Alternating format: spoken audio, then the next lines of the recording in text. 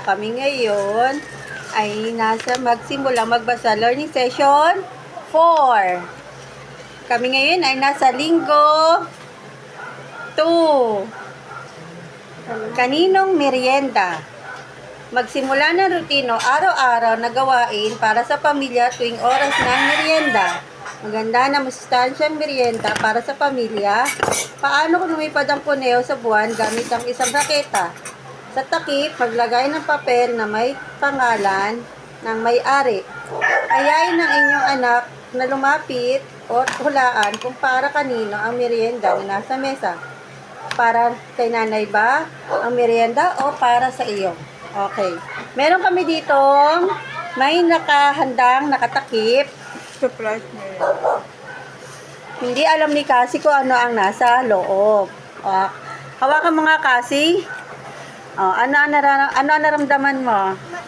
Mainit. Hulaan natin kung bakit mainit. Kung ano ang nasa loob ng plato. Okay. Para kanino ang pagkain sa loob? Kaya mo bang hulaan? Sige, hulaan natin ha. Ilan ang miyembro ng pamilya natin? Kasi sabihin mo nga.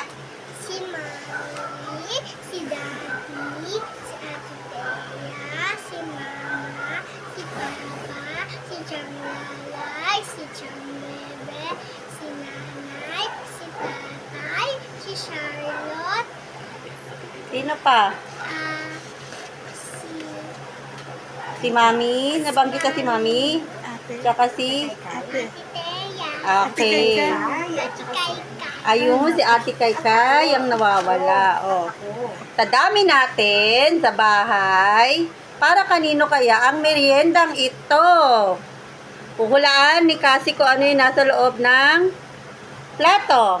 Ito ay matamis, Matamis, maraming asukal, nakikita sa palengke, nabibili na pang merienda. Pero yung merienda, merienda, ito yung nahuhukay sa ilalim ng lupa, tapos sinuhugasan. Alam mo ba kung ano to? Sige, ano po yun? Kamote Q. Nakatikim ka na ba nun, Cassie? Sagot.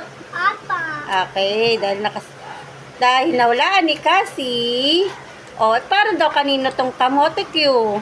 para kay Nagsisimula sa letter C.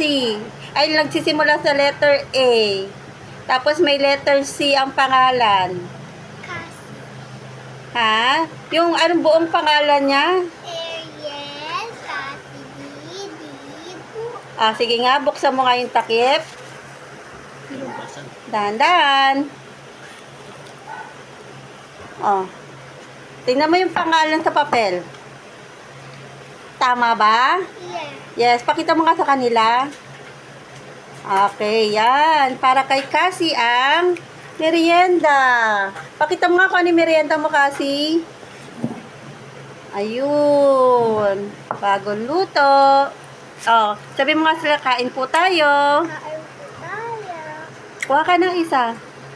Kaya mo? Sige, kuha ka ng isa. Tinidor at ano. Nanay, tinidor. Dali. Kuha ng isa. Tikman mo nga muna. Ang sarap. Init. Tapos sabi mo nga sa kanila, kain po tayo. Lakasan mo.